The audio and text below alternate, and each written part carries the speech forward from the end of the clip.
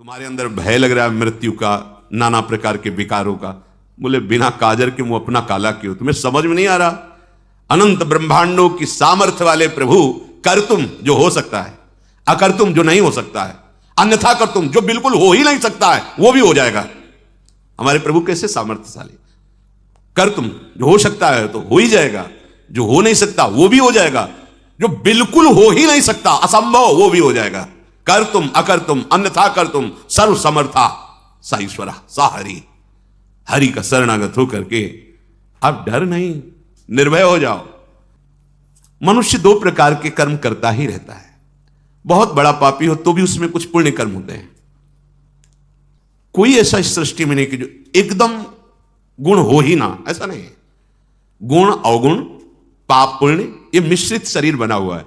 अगर कोई संभाल ले गया और कुमत को नष्ट कर लिया तो फिर सुमति हो, फिर मोक्ष पदवी प्राप्त हो जाती है, फिर वो पाप पुण्य दोनों से ऊपर उठ जाता है। नहीं तो प्रायः देखा जाता है बड़े से बड़े गुणवान में भी कोई दोष होता है और बड़े से बड़े दोषी में कोई गुण होता है। ये गुण दोष में सृष्टि की रचना है। जड़ चेतन गुण दोष में विश्व कीन करतार, संत हंस गुण गाहे पे परिहरि वारि विकार।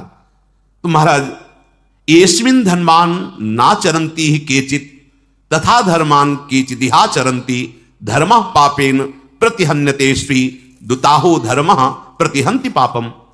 हे सनत सुजात जी, ऐसा हमने सुना है कि कुछ लोग धर्माचरण तो बहुत करते हैं पर साथ में पापाचरण भी करते हैं। तो क्या धर्माचरण से पापाचरण नष्ट हो जाता है? सनत सुजात जी ने कहा, उभयमेव तत्रोपयुज्यते फलम धर्मस्यै वेतरस्य च। धर्म और अधर्म अर्थात पाप और पुण्य, इसके दो मार्ग हैं। अगर आप पाप कर रहे हैं तो अलग हिसाब है और पुण्य कर रहे हैं तो उसका अलग हिसाब है। आपके बहुत अधिक पाप हो गए हैं, नाम मात्र के पुण्य हैं, तो पहले नरक जाना होगा आपको। अगर आपके बहुत पुण्य हो गए हैं तो पहले आपको स्वर्ग जाना होगा, वहां पुण्य भोग करना होगा। कुछ जो पुण्य और पाप बनते फिर शरीर की रचना होकर मृत्यु लोक में आता है। ऐसा नहीं है। तस्मिन् स्थितो वाप्युभयम ही नित्यम ज्ञानेन विद्वान प्रतिहंति सिद्धम तथान्यथा पुण्य मुपैति देहि तथागतम पाप मुपैति सिद्धम तस्मात् शास्त्रम प्रमाणम। ऐसे नहीं कि आप मनमानी बोल दो आपकी बात मानी जाएगी, शास्त्र में प्रमाणित होनी चाहिए। श्री सनत सुजात जी कह रहे हैं कि पुण्य के द्वारा पाप को नष्ट नहीं किया जा सकता, उसका अलग विभाग है, उसका अलग आपको फल मिलेगा। हां, एक उपाय है जिससे नष्ट किया जा सकता है, वो है भगवान का भजन। ये त्रिगुणात्मिका माया से विलग है। ये त्रिगुणातीत है, जैसे राधा राधा राधा राधा। ये त्रिगुणात्मिका माया के द्वारा रचित कर्मों में नहीं है। भगवान का नाम, भगवान का रूप, भगवान की लीला, भगवान का धाम, ये त्रिगुणातीत है। ये गुणमयी माया के अंतर्गत नहीं है, ये मायातीत है। इसी मायातीत नाम के बल से हम माया पर विजय प्राप्त करते हैं। जो विद्वान ये बात समझ जाता है ज्ञान के द्वारा कि एकमात्र परमात्मा की शरण, परमात्मा का भजन ध्यान ही तुम्हारे पाप और पुण्य दोनों का नाश करके परम सुख, परम आह्लाद, परम पद प्रदान करेगा, यह शास्त्रों में प्रसिद्ध बात है। सनत सुजात जी कहते हैं अगर ऐसी बात नहीं मानता तो वो देहाभिमानी मनुष्य पुण्य और पाप दोनों का क्रमशः फल भोगता ही रहेगा। जब से सृष्टि रची गई तब से आज तक चल रहा है यही पाप पुण्य का क्रम। इस प्रकार पुण्य बढ़ा तो स्वर्ग, पाप बढ़ा तो नरक। स्वर्ग और नरक दोनों अस्थिर हैं, ये अविनाशी नहीं है, ये स्थिर नहीं है, ये स्थिर पद नहीं है। जैसे नौस इंद्र पद पर बैठे फिर अजगर की योनि को प्राप्त है।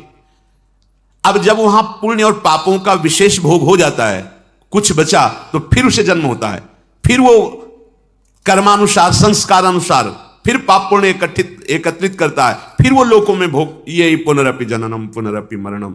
मनुष्य जन्म इसके लिए नहीं मिला है, इस चक्र से निकलने के लिए मिला है। जो तत्वज्ञ महापुरुषों का संग करता है, ध्यान से सुन, जो भगवत तत्व को जानने वाले हैं, बेमतलब शास्त्र तभी समझ में आएंगे जब भजन करोगे। पढ़ के सुनाना अलग बात है, अगर भजन नहीं करोगे तो वस्तु रखी दिखाई नहीं देगी।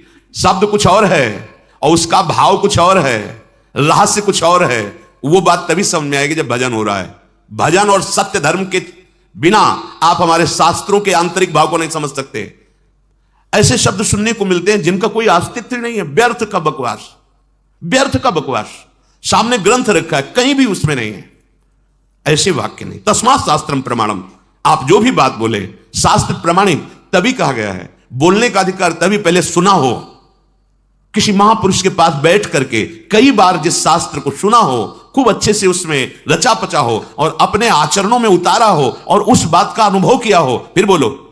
ऐसे नहीं, भगवत ऋषि जी कह रहे ऐसे नहीं बोले, नहीं, पहले खूब अनुभव करो, फिर जब बोले तो हृदय की ग्रंथि खोले, जड़ चैतन्य की ग्रंथि का भेदन करके परमात्मा साक्षात्कार करा दे। ऐसे मनमानी आचरण नहीं। हां, एक उपाय है, अब बोध हो गया आपको, गलती हुई, सत मार्ग से भ्रष्ट हो गया, अब तन मन प्राण सब कुछ भगवान को समर्पित करके धर्म से चलूंगा और उनका नाम लूंगा और जो दुख सुख आएगा उसे सहूंगा, मुक्त हो जाओगे, पक्का मुक्त हो जाओगे। तो दीयम वस्तु गोविंदम तुभ्यमेव शम, आपकी वस्तु आपको समर्पित, अभी तक अहंकार के कारण दुर्गति हुई, हे नाथ अब ये कहीं कुछ समर्पण नहीं करना, जो जाए वही है। हम ये नहीं कह रहे कि आपके पवित्र होने का रास्ता ही नहीं, रास्ता है पर ऐसा नहीं है, बहुत सावधानी। तस्मात् शास्त्रम प्रमाणम ते, यही चूक होती है। हम शास्त्र के शब्दों को तोड़ मरोड़ करो ऐसे बोलते हैं, नहीं, शास्त्र किसी के अनुकूल नहीं, शास्त्र के अनुकूल तुमको चलना होगा। कानून किसी के अनुकूल नहीं होता, कानून के अनुकूल चलना होगा। श्री कृष्ण अनुकूल लेन प्रतिकूल वर्जनम, ये सत मार्ग है, सत शास्त्र है। कभी भी कोई पुण्य करके पाप को नष्ट नहीं कर सकता। यहां सनत सुजात जी बोल रहे हैं, पाप का अलग हिसाब है, पुण्य का अलग हिसाब। अगर नष्ट करना है तो एक उपाय है, भगवान की शरण में हो जाओ, उनका नाम, उनका आश्रय, उनका चिंतन। अगर देहाभिमानी इस बात को नहीं मानता है तो अपने पाप और पुण्यों का फल भोगता है। अवश्य में भोक्तव्यम कृतम कर्म शुभाशुभम, भगवान बोल रहे हैं। शुभ माने पुण्य, अशुभ माने पाप, अवश्य में भोगता, अवश्य भोगना पड़ेगा। अगर एक मात्र उपाय है तो भगवान की शरण में हो जाओ। सर्वधर्मान परित्यज्य माम एकम शरणम व्रज, तो अहम त्वाम सर्व पापी, मालिक है वो, ठीक कर देंगे। महाराज, लौकिक धन की दृष्टि से जो निर्धन है पर जो भजन परायण है वो सबसे बड़ा धनी है। अनाढ़या मानुष्य वित्ते आढ़या दैवे तथा कृतौ ते दुर्धर्षो दुष्प्रकंप्यास्तान विद्यात ब्राह्मणस्तनु। ओहो, यद्यपि वो निर्धन है पर वो नाम जप रूपी धन, बोले वो दुर्धर्ष है, उसको कोई पराजित नहीं कर सकता। महान तेज से संपन्न, क्यों? बड़ा धनी है। क्या धन है? परम धन राधा नाम आधार। समझो, समझो इस बात को। ये अविनाशी धन है, कहीं भी जाओगे आपके पास रहेगा, ये आपकी रक्षा करेगा, आपको सुख प्रदान करेगा, बचाएगा आपको विपत्तियों से। ये नाना प्रकार की हमसे गलतियां हो गई, ये भस्म कर देगा नाम। इसीलिए चिल्ला चिल्ला के कहते हैं राधा राधा राधा राधा, सब साधनों का सार। भविष्य में किसी भी विषय में मन चलायमान अगर हो भी जाए तो कोई और प्रायश्चित करने की जरूरत नहीं। चूक हो जाए तो भगवान का नाम ही हृदय में चल रहा है, कोई और प्रायश्चित कर, वो अपने आप ठीक कर देगा। आगे चल करके ये चलायमान होगा ही नहीं। जब नाम चल रहा है उसे ब्रह्म का साक्षात्कार हो जाता है। ध्यान से सुनो, और कोई साधनों की बात यहां नहीं हो रही। वो जब साक्षात्कार हो जाता है तो ब्रह्मणस्तनुम, वो स्वयं ब्रह्मरूप हो जाता है। यदि कोई इस लोक में अभीष्ट सिद्ध करने वाले संपूर्ण देवताओं को जान भी ले तो भी वो कभी भजनानंदी महात्मा की समानता नहीं कर सकता। मतलब किसी देवता को सिद्ध कर लिया, कोई चमत्कार प्रकट कर लिया और एक दैन्य भाव से राधा राधा राधा राधा राधा, तो कह रहे सर्वान सृष्ट कृतो देवान विद्याद यह इक कश्चन न समानो, उसकी समानता नहीं कर सकता। क्यों? अपने किसी सिद्धि के प्रभाव से किसी भजनानंदी को परास्त, उसके पास कोई सिद्धि नहीं, एकमात्र भगवान का भजन है। ओ सत्संग में सुनाया है कि एक बार एक कोई तंत्र विद्या के द्वारा एक प्रदर्शन नगर में जाके कर रहे थे, शालिग्राम भगवान विराज ऐसे ऐसे करते, तो वैसे ही शालिग्राम भगवान नाचते जैसे वो चुटकी करते ऐसे। अब लोग तो इतना कि भाई आराधना से शालिग्राम भगवान उनके अधीन है, जैसा वो करते वैसा नाचते। बहुत भीड़ इकट्ठा हो जाती, अपनी अपनी सब बातें रखते हो, प्रसाद देते, तुम्हारी कामनाओं की पूर्ति हो जाएगी, शालिग्राम भगवान सिद्ध हैं ऐसा। एक दिन भिक्षावृत्ति के लिए निकले हुए थे किसी महापुरुष के शिष्य जन, तो भीड़ में वो भी ऐसे देखा, तो जाके गुरुदेव से बताया, तो उनका नहीं, कोई वैष्णव ऐसा नहीं कर सकता, भक्त ऐसा नहीं कर सकता। वो अपने भगवान को प्रदर्शन थोड़ी करे, वो भगवान को बेचेगा थोड़ी, ये नहीं, कोई ऐसे नहीं करेगा, ये ठीक नहीं है। तो उनका महाराज हजारों लोग प्रभावित हो रहे हैं, आप चलो। तो बोले हम चलेंगे तो सब नाटक उनका बंद हो जाएगा। तो बोले प्रभु इसलिए चलना चाहिए कि हजारों भोले भाले भक्तजन हैं, उनकी फिर भावनाएं ठीक जगह नहीं लगेंगी तो उनका कल्याण नहीं होगा, इसलिए आप तो प्रार्थना की, चले गए। अब शिष्यों ने कहा आप दिखाइए शालिग्राम भगवान को जो आप, वो तो उनको हस्त सिद्ध आए, वो चुटकी बजाते, चुटकी भी बजती रही ना, शालिग्राम जी उठे ना कुछ।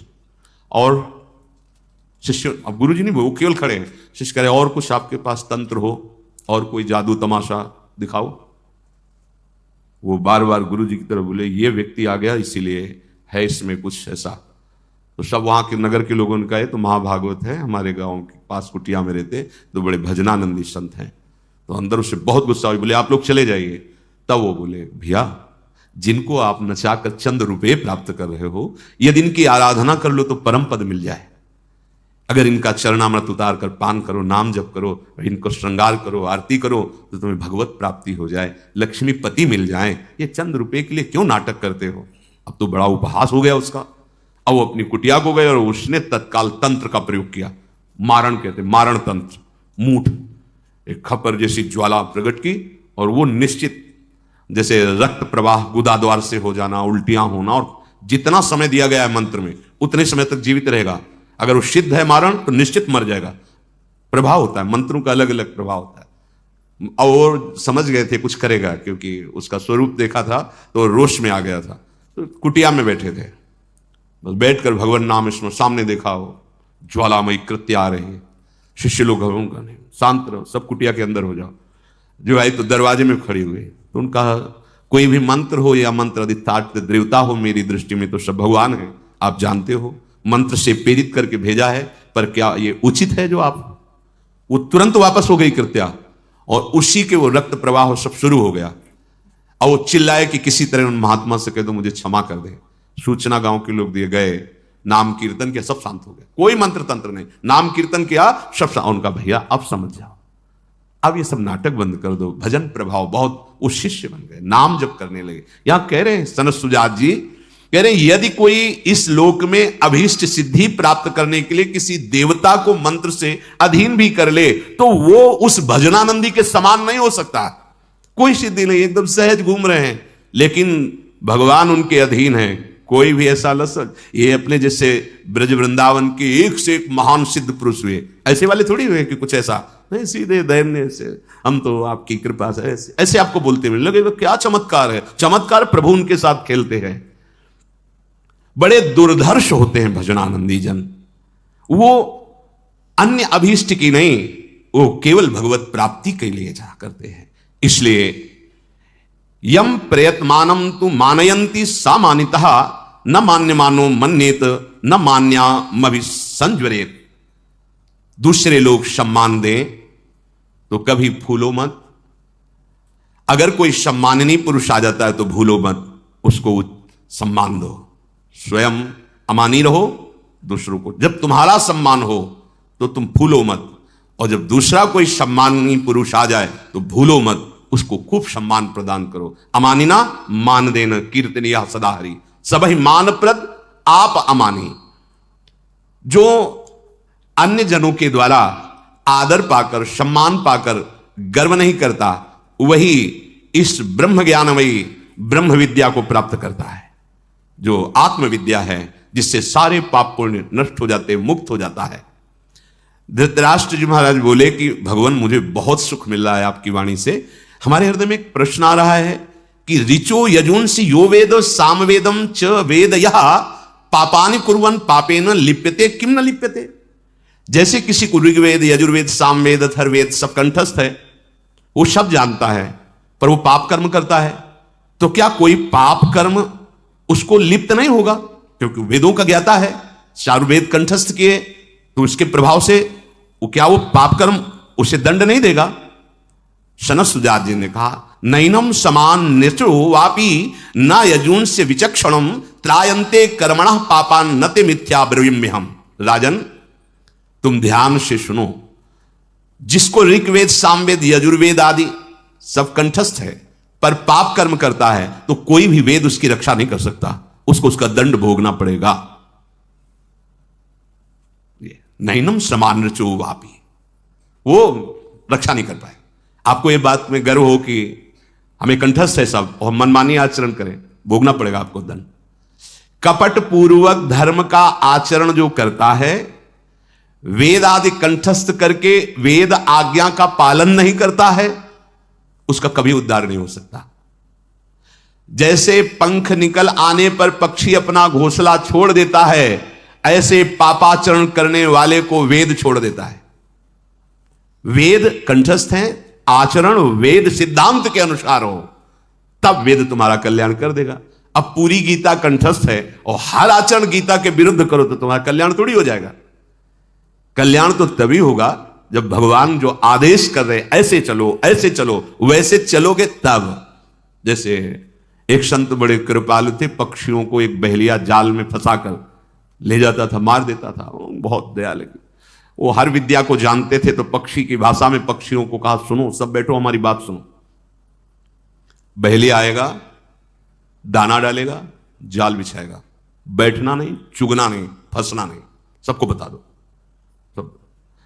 अब एक दिन अपनी दिनचर्या करके आ रहे थे तो हजारों पक्षी जाल में फंसे हुए थे और कह रहे थे, बहेलिया आएगा, जाल बिछाएगा, दाना डालेगा, फंसना नहीं। अरे बोले मूर्खों, हमने याद करने के लिए नहीं बोला था, हमने इसमें बैठना नहीं ये बोला था। समझो हमारी ठीक दशा वही है। हम उच्चारण करते हैं मुक्त होने वाली सिद्धांत की बातें और आचरण वही करते हैं। जैसे पक्षियों में बोल तो रहे हैं, बहेलिया आएगा, जाल बिछाएगा, दाना डालेगा, फंसना नहीं, पर उसी में फंस के बोल रहे हैं। यहां वर्णन कर रहे हैं ये कपट पूर्वक बातें हम करते हैं, धर्म की, वैदिक सिद्धांत की। आचरण है अधर्माचरण का, तो वेद उसको छोड़ देता है, अर्थात वो पाप का फल भोगता ही है। अगर वो मुक्त होना चाहता है तो तदर्थ मुक्तम तप एतदिज्या ताभ्यामशो पुण्य मुपैत विद्वान पुण्येन पापम विनिहत्य पश्चात संजायते ज्ञान विदीपितात्मा। उसको यह उपाय करना होगा, वेद की आज्ञा के अनुसार आचरण और निरंतर नाम जप। इस तप अर्थात वेद आज्ञा का पालन, तो तप और जप के द्वारा वो अपने पाप और पुण्यों का शमन करके अंतःकरण में भगवत साक्षात्कार कर लेता है। बिना आचरण के ज्ञान व्यर्थ। आपको बहुत आता है लेकिन आचरण में वो नहीं उतर। तलवार खोसे हैं, सब अस्त्र शस्त्र सब है, वो एक साधारण आदमी आया चाटा मार के चला गया, और किस काम के? तुम वीर बहादुर का बाना धारण किए हो। शास्त्र का मतलब क्या है? विकारों को नष्ट करने वाले सूत्र, और वो एक भी आचरण में नहीं है, तो क्या फायदा ऐसा वीर का बाना बना करके कोई आके पीट के चला जाए? ऐसा काम क्रोध लोभ मोह मद मत्सर जो हमें धर्म भ्रष्ट करते हैं, वो मनमानी आचरण करवा रहे हो। चारों वेद कंठस्थ है, तो क्या होगा उससे? वेद ही उसे छोड़ देंगे। विद्वान पुरुष वही है जो परमात्मा को प्राप्त कर ले। चारों वेद कंठस्थ है, आचरण पवित्र शास्त्र के अनुसार वैदिक सिद्धांत के अनुसार नहीं है, उसे विद्वान नहीं कहते। सनत सुजात जी कह रहे हैं, ज्ञानेन चात्मान मुपैति विद्वान नथान्यन्यथा वर्ग फलानुकांक्षी अस्मिन कृतम तत्पदिगृहि सर्व ममुत्र भुंक्त्वा पुनरेति मार्गम।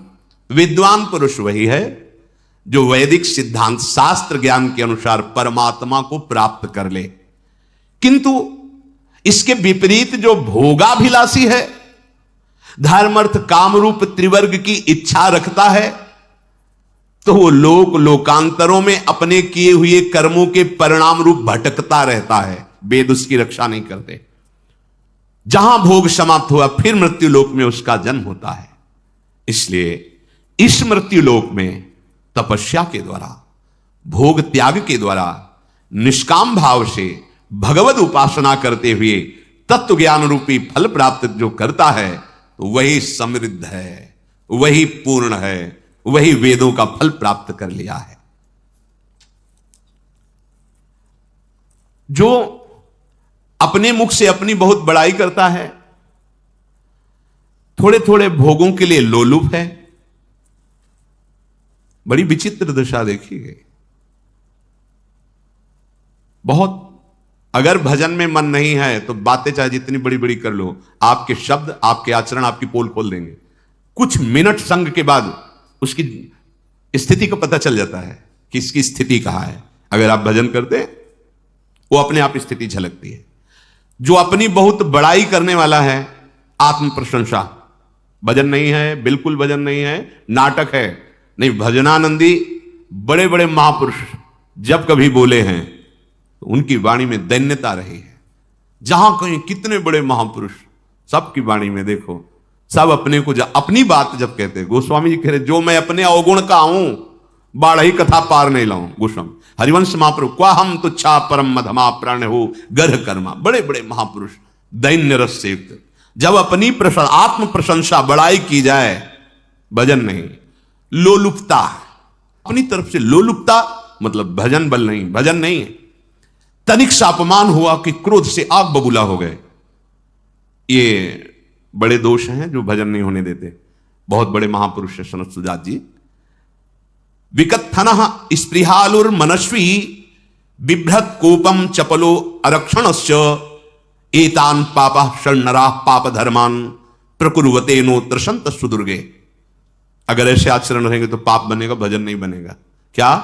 अपनी कभी प्रशंसा नहीं करनी चाहिए, इससे पुण्य नष्ट हो जाएंगे, भजन प्रवृत्ति में बाधा पड़ जाएगी। अपनी अगर कोई दूसरा बड़ाई कर रहा है तो जलन होनी चाहिए। काय को व्यक्ति की बात करता है, उसको तुरंत काट देनी चाहिए। नहीं, आप क्यों, आप जब जानते नहीं तो आप ऐसा क्यों बोल रहे हैं, ऐसा। या फिर हट के चल रहे, कानों में अपनी बड़ाई नहीं सुननी चाहिए। अगर सुनते हैं तो आपके भजन मार्ग में बाधा आ जाए। और आपको अपनी बड़ाई तो करनी ही नहीं है। और वास्तविक क्यों अपनी बड़ाई, क्या अपनी बड़ाई है? मेरे गुरु जी कृपा न करें, हरिजू कृपा न करें, प्रियाजू कृपा न करें तो पता चल जाए हमारी स्थिति क्या है। उन्हीं की कृपा से नाम जप हो रहा है, उन्हीं की कृपा से धाम वास हो रहा है, उन्हीं की कृपा से परमार्थ में चल रहे हैं। ये तो कृपा से चल रहे हैं। हमें केवल व्यर्थ का अगर ये अभिमान हो जाए कि तो पता चल जाए भी क्या प्रभाव है। पक्का ये केवल प्रभाव है तो उन्हीं का प्रभाव। पर्दे पे जो बहुत चकाचौंध दिखाई दे रही, वो पीछे से फोकस आ रहा है। अगर वो बंद हो जाए ना तो पर्दा भी आपको पता कुछ नहीं, उसमें ये पर्दा है कुछ नहीं, ये तो उनका कृपा प्रकाश है। आत्म प्रशंसा भजन करने वाले, धर्म से चलने वाले उपासक को कभी नहीं करनी चाहिए। अपनी बड़ाई अगर कोई कर रहा है तो निषेध कर देनी चाहिए या उठ के चल देना चाहिए। एक वो कोई महान पंडित आए थे, रंगनाथ जी के जो सेवा में आचार्य थे, तो उन्होंने सोचा इतने बड़े महापुरुष हैं, जाके तो नवीन श्लोक बनाए उनके यश के, और सोचा जब गाएंगे तो उनके यश के श्लोक जब गाए तो उठ के चल दिए, ठाकुर जी के गर्भगृह में चले गए। तो बड़ा बुरा लगा पंडित को, वो आशा से आए थे। तो दूसरे दिन वो जब रंगनाथ जी की विनय कर रहे थे दैन्य भरी, तो उन्होंने संस्कृत से कहा ये ऐसा ही है, जो कि मैं प्रभु अधम हूं, पतित हूं, मूढ़ हूं, नाथ कृपा करो। तो संस्कृत से बोले ये ऐसा ही है। तो तुरंत रंगनाथ जी का जो अत्यंत कीमती हार था वो उतारा और पंडित जी को दिया। पंडित जी सोचा जब प्रशंसा की थी तो हेरे भी नहीं थे, और निंदा की तो हार। और प्रभु से वो क्या कह रहे, प्रभु अभी तक तो हम ही प्रार्थना करते थे कि मैं नीच हूं, अधम। आप देखो एक विद्वान ब्राह्मण बोला कि अधम है, नीच है, ऐसा ही है, अब तो करुणा कर दो, अब तो गवाही भी हो गई ना। ये दैन्य होता है भजनानंदियों के हृदय में। प्रशंसा की तो उठ के चले गए, और जब निंदा की तो उतार के हार दे दिया प्रभु का कि तुम गवाही हो कि मैं नीच हूं, अधम हूं, मूढ़ हूं, हे नाथ अब तो करुणा कर दो, ऐसा हृदय। आत्म प्रशंसा, लोलुपता, तनिक सा अपमान हुआ कि क्रोध से आग बबूला हो जाना, निरंतर क्रोध भरी दृष्टि, वचन, चेष्टा।